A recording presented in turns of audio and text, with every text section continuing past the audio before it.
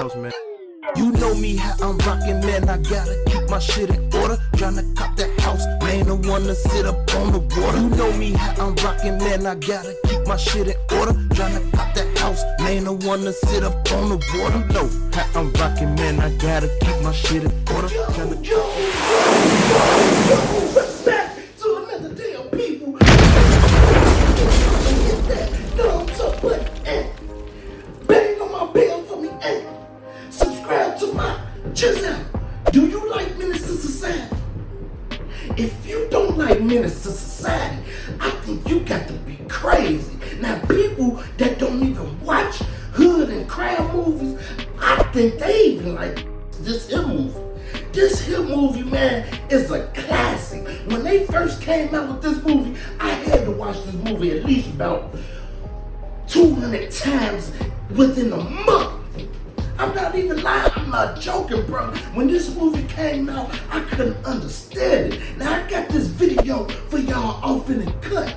You know, it's a good, very interesting video, and it's telling, you know, how everything went down during the time when they was filming the movie. Now, if you ask me, I think everything happened for a reason because of the way the movie came out, the way it was filmed, you know, the characters and everything like that. I think everything was 100% perfect. Do you hear me?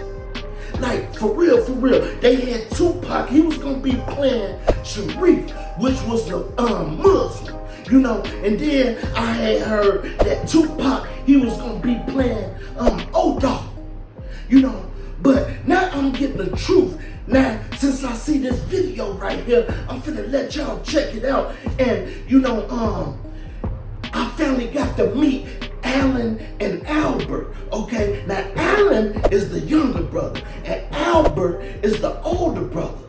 And Alan and Tupac got into it. It always be the younger twin that, you know, want to box, and it always got to be the older twin, the mature one, that want to calm things down and stuff like that. Now, I'm going to let y'all check this video out. I ain't going to say too much right now, but I'm going to be punching in and I'm going to be punching out. You know what I'm saying? I'm going to come back and ask y'all what y'all think. Now, I want y'all to check this out and let me know what y'all think about this here video off in my comments as the video go along. Okay?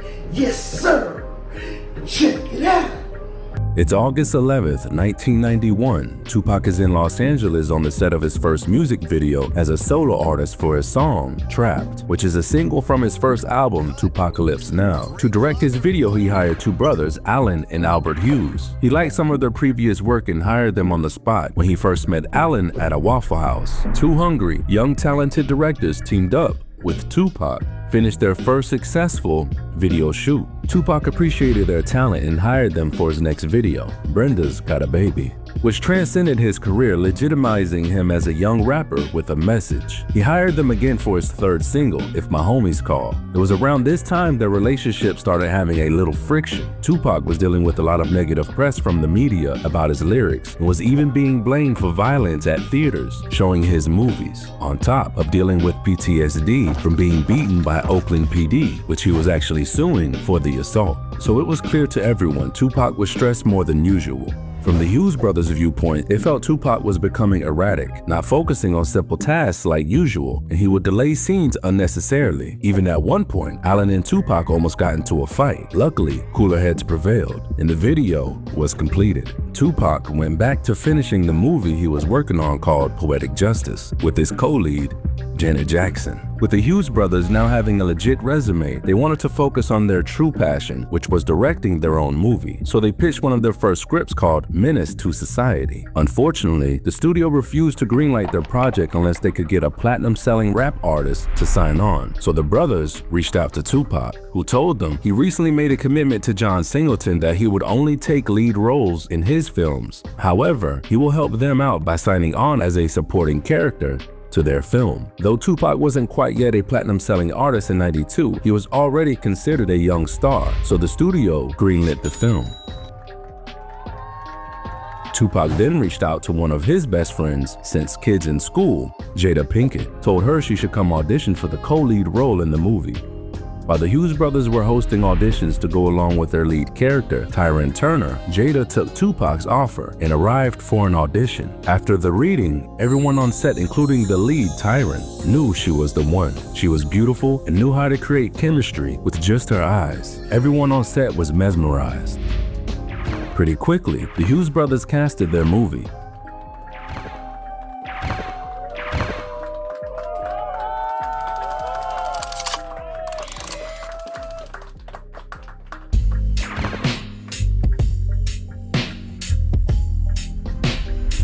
The first day of rehearsals, Tupac is running a little late. Once he arrives, he's so excited the first person he greets is his friend, Jada. They immediately embraced and everyone around was surprised. They didn't know Tupac and Jada were so close. They were hugging and playing like long-lost friends. Unfortunately, Alan is upset, yet the cast has been waiting for Tupac to arrive so they can start rehearsals. Tupac apologizes to everyone and tells Alan he's having issues getting into his character Sharif, saying if he is going to be a Muslim character, he at least wanted the reason why he became a square. He wanted his character to have more depth for the audience and his fans. Alan told Tupac they are already behind and to just focus on rehearsing the lines. So they all get together and start going over their lines. Rolling up on cuz. Huh? He can't. Huh? He can't though. I said, stop cock blocking, you little Tupac interrupts. I don't like these lines. I'm not feeling it. Alan reminds him to focus. They all read again. I'm about to put this nigga in the box. Don't do it. Calm down. You know how you get. 6 feet under, nigga. You hear me? Tupac interrupts. Man, I'm not feeling that. I can't do it. Alan reminds him again. Tupac chills. Being on the surface. It's 7 now. Huh? Nigga, I'm talking face on the brochure. Boy. Lights out. You hear me? Okay. Hat on, hat off. Okay. You got me fucked up, cuz. I can't do it. This ain't me. Alan tells Tupac, you acting like a bitch. Tupac is surprised he would disrespect him like that in front of the cast, but ignores him. He tells him again, his character needs better lines and a story. Alan tells Tupac, let's talk in the office. A frustrated Tupac explains his issues with the character, wanting to tell the story why his character became Muslim, wanting him to have more depth to show what his character went through, feeling it would provide a deeper connection to the youth and how they need to take his role more serious. Alan tells Tupac he's not changing anything and is being unprofessional. Tupac tells him he doesn't know anything about being professional with how he's handling his set and role. Alan tells Tupac again, you acting like a bitch. Tupac steps to him and says, well damn, you see a bitch, smack a bitch.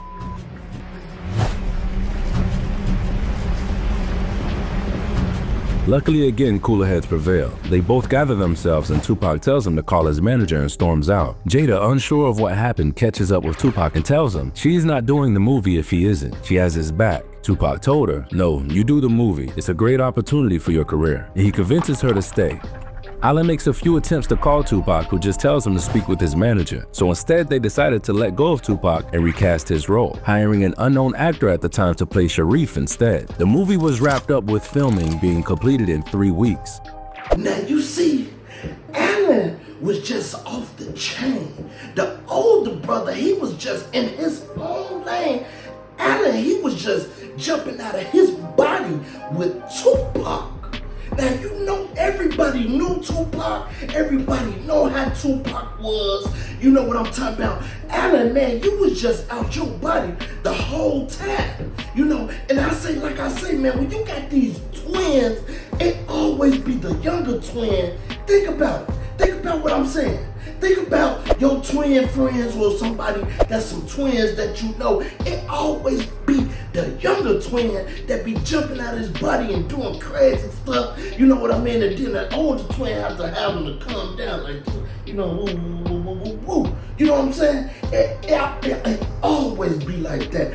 But anyway, I think Tupac did the right thing. You know, Tupac let it be known, like, man, you know, man, at least I want to let, you know, the audience know, man, how I became a square. You know what I mean? Like, I do want to take on a role, but at the same time, bro, man, you got me looking like a square, feeling like a square, and then, you know, I look at it like this. Jada was there too. Now, you know, Jada and Pop was like this. They even said it in this video. You know what I mean? Pac, he felt kind of like, belittled and like a coward type of dude when Jada Pinkett loved Tupac. You know what I'm talking about? Jada Pinkett always knew Tupac was too much of a gangster. You know what I mean? And for Tupac to be playing this here role, it just didn't fit and it didn't go. And I think everything happened for a reason. Now we're gonna jump back into it. Check it out. Almost 6 months go by. A young rap artist named Spice One is arriving in LA to shoot a music video. At the airport to pick him up is one of his closest friends at the time, Tupac, who is clearly upset. Soon as he sees Spice One, Tupac hands over a newspaper, tells him to read it. It's an article of the Hughes brothers saying they fired Tupac from the set for being unprofessional, showing up late, said he didn't even know his lines, even quoting, "That's the end of him in Hollywood." Tupac took offense that they would make public remarks to discredit him, partly being they wouldn't even have the movie without him. But even more, he already has so much negative controversy surrounding his name. So as fellow black brothers in the industry, they could have handled their differences behind closed doors without involving the public. He didn't realize it was this deep when he never bashed them publicly for not being supported about the issues he had in that role. But instead, they chose to tarnish his image. Tupac tells Spice One, "When I see them, I'm going to put hands on them." They are headed to a video set for Spice One, who coincidentally has the lead single on the soundtrack for Menace to Society called Trigger's Got No Heart. Once they arrive to the video set, the director Mike Gerard tells Spice One they will start up the hill to film.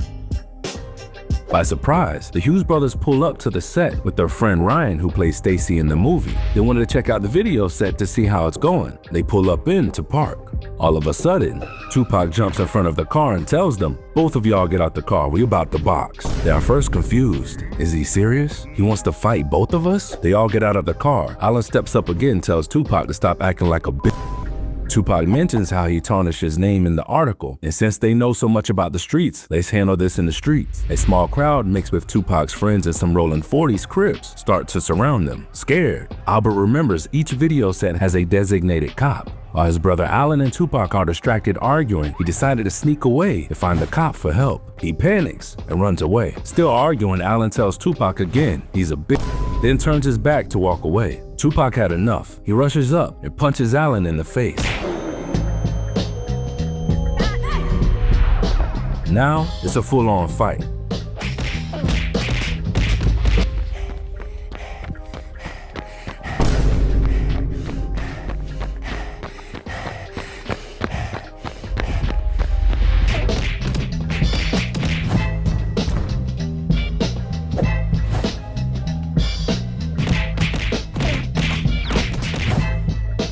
Alan breaks away and attempts to run. Before he can, Tupac's entourage jumps him. While this is happening, his twin brother Albert is sprinting full speed up the hill. He passes where Spice One is shooting his video. Surprised, some more rolling 40s notice what's going on and spot Albert trying to run away, so they start chasing him down. He runs as far as he can and spots a corner store. Quickly rushes inside to hide. Luckily, the gang didn't see him and passed by.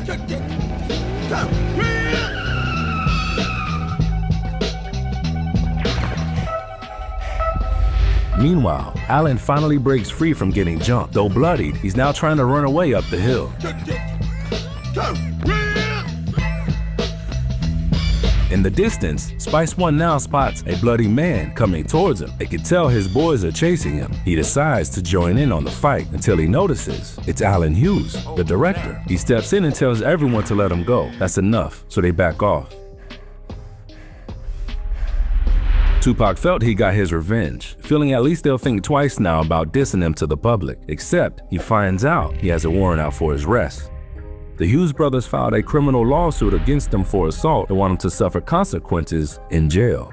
Tupac thought since they profit off street stories, they know how the streets work when it's a brother-to-brother issue. If it's real, it will be handled in the streets. Felt they tarnished his name publicly and now can't take a fight like a man. He was surprised that they got the law involved. Quickly turns himself in and immediately posts bail. Fast forward, several months go by. The altercation is now in news headlines, with Tupac even explaining his side of the story. Tell me how you did what you had to do.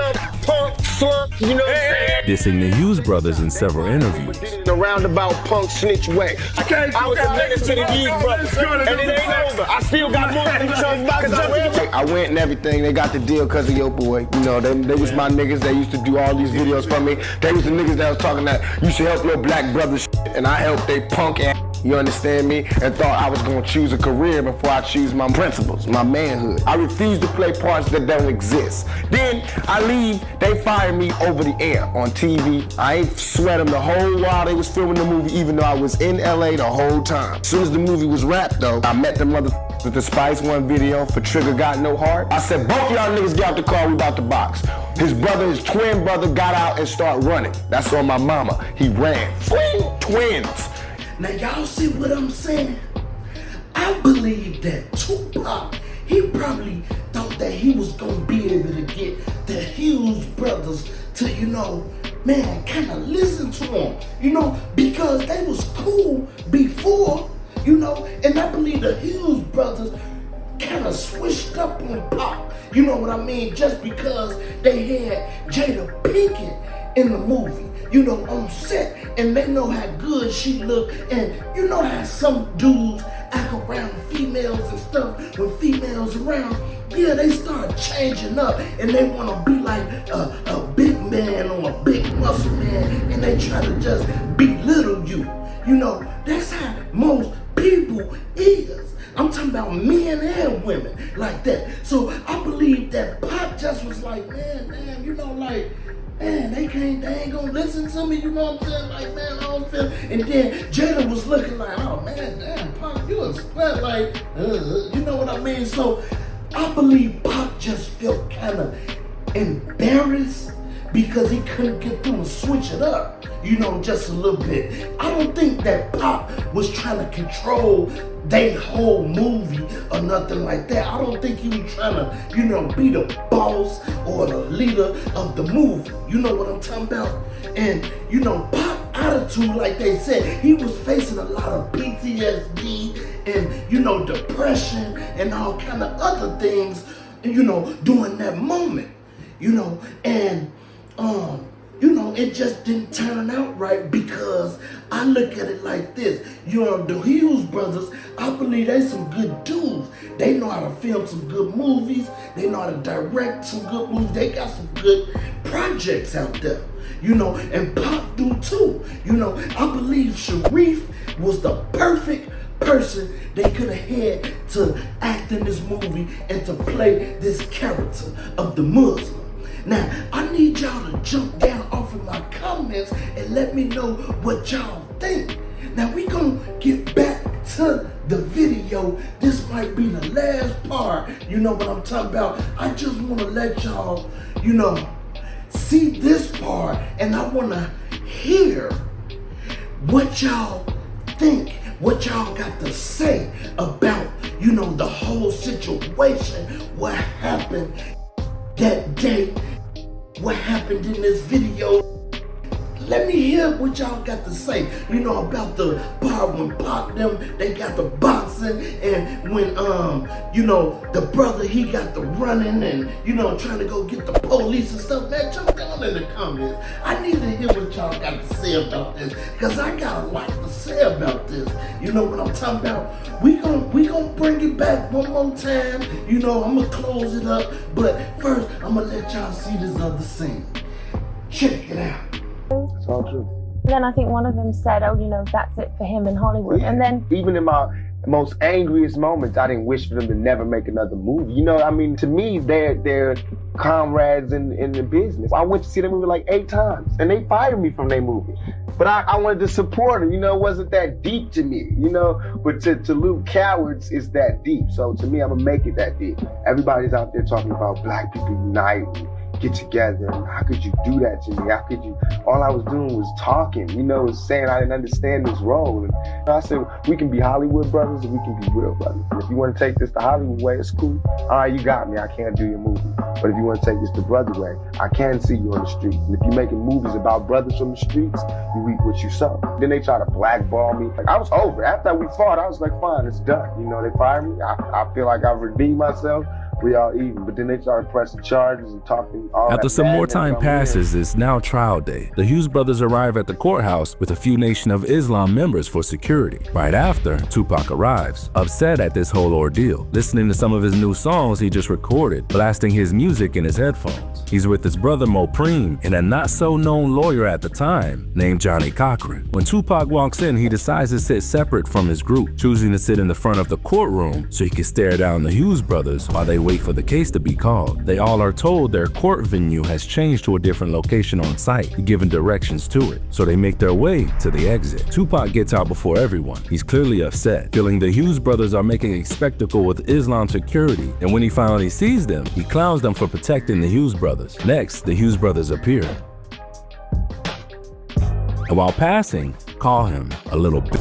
Allen tells them they can fight right now. Tupac, surprised, immediately hands his jacket to Mopreme and gets in both of their faces and asks them, "I'm a little bit. Nigga, you wasn't saying that shit when I was whooping your ass all over the set of that video." The security chooses to stay out of it. Tupac lets them know, "You gon' need a motherfucking Farrakhan to calm me down. You got that? Farrakhan." All the while, Albert all of a sudden jumps up and squares up with Tupac, both grilling, circling each other slowly, both men standing in their fighting stance. Everyone is frozen, hoping Tupac and Hughes brothers don't fight in the middle of the courthouse. Out of nowhere, they hear an elevator door open. The Hughes brothers with security immediately run into it and leaves.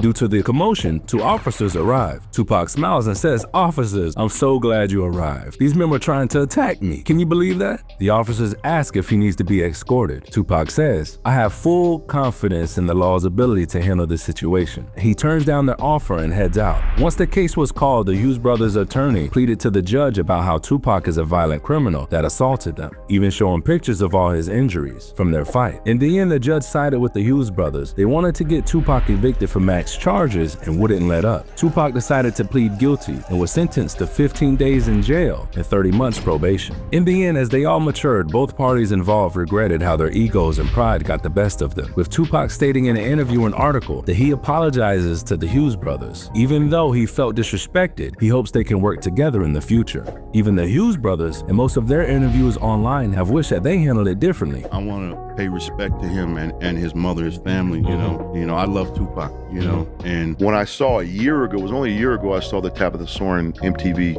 interview where he not only apologized again, but she asked him, I didn't put it in the movie, she asked him, would you ever want to work with them? And he's like, no, they're great filmmakers. I would hope that I can work with them in the future. And that gave me goosebumps. I never knew it existed, right? You know, and I was like, wow. No matter who you view is right or wrong, it's important to realize these were young, successful black men in a cutthroat industry, trying to make it, achieving heights for black culture, which was rarely ever reached in the 90s. So a lot of times we get sidetracked by small issues that can turn into major problems. And let this be a reminder to check your egos and don't get in the way of what you're building, because they both together and separate, they both broke barriers that paved the way for the opportunities we enjoy now. I just want to see and hear what y'all got to say about this last part when they was off in court. I think the Allen brothers, you know, Allen, the younger one, he wasn't about none. You know, look at it, check it out, rewind it. Now, Albert, he wasn't really saying nothing. He was falling back and he was like the peacemaker. But Allen, he just wanted to, man, go at it with Pop. He didn't care about nothing. You know what I'm talking about? Man, I think this was a good video right here. You know, I think that, you know, the older brother didn't really want this to happen. Allen didn't care if it happened. I think that the older brother and the security got Allen and grabbed him by his collar and made them get up out of there. Because if you think about it, right? They say, man, they jumped on that elevator and got up out of there. And Pop, he could have got up on the elevator with him, but he didn't. You know, I think it just was a heated moment. And I think all of this, like literally, all of this was supposed to happen. That goes to show y'all, if Pop would have played in this movie, Menace to Society, I swear, I think that it wouldn't have made over $30 million. Yes, It made over 30 million. I believe if Pop would have played Sharif or O-Dog, it wouldn't have came out exactly how it went. Now, it would have been a good movie. I'm not saying that, but I don't think it would have been as powerful as it was. I don't think this movie would have been like, you know, a masterpiece. This movie here is a masterpiece. You know what I'm talking about? Now, even though Pac didn't play in it, you know what I'm saying? Or if he did play in it, I still don't think it would have been this type of masterpiece. I think every character in here fit their description and they played it very well. I don't think Pop would have did a good job in this. And you know, that goes to show you, you know, I'm sure, you know, them brothers, they was praying. Everybody was praying. You know, this was their career, man. This is what really put the Hughes brother on. You know, when you pray, God answers your prayers. And what God did was, man, he just stirred things up and made, you know, the Hughes brothers' dreams come true. That's what happened. That's how God worked. Man, when you pray, things that's supposed to go one way, man, God will switch it all the way up. I'm trying to tell y'all and make it go the way that you want it to go sometimes, most of the time, or most of the time, it don't go the way that you want it to go. It goes the way that God wanted to go. And the way that God wanted to go is always the best way. You know, for real, man. I really enjoyed this video here. It was a good animated video. I want to give shouts out and salute to the creator of this animated video. Man, I really love that. Y'all just don't understand. I love Menace to Society, and I always will. Now I'm gonna get on about y'all ill with this one, man. I enjoyed making this content with y'all. Can y'all please make sure y'all jump down off in the comments and make sure y'all donate to the channel. If y'all don't, that's cool. That's all good with me. What I really need y'all to do is just, man, smack that thumbs up button for me and bang on that bell for me and subscribe to that channel for me. Not that channel, but this channel. Not that channel. Y'all can subscribe to that if y'all want to, but please make sure y'all subscribe to my channel. Do. Yeah, so we gonna get on up out of here, man. I love y'all, man. Make sure y'all have a good day. Make sure y'all staying prayed up, and make sure y'all staying out the way and being blessed. And for those that know what's finna go down, man, I want y'all to, man, let's go ahead and break this on down. Let's go ahead and get. It's deuces, it's deuces, it's deuces, deuces, deuces. It's deuces, it's deuces, it's deuces, deuces, deuces. Hey, hey, and we out this joint. Let's get it. I love Menace. You know me how I'm rockin', man. I gotta keep my shit in order. Tryna cop that house, man. I wanna sit up on the water. You know me how I'm rockin', man. I gotta keep my shit in order. Tryna cop that house, man. I wanna sit up on the water. You know how I'm rockin', man. I gotta keep my shit in order. Tryna cop that house.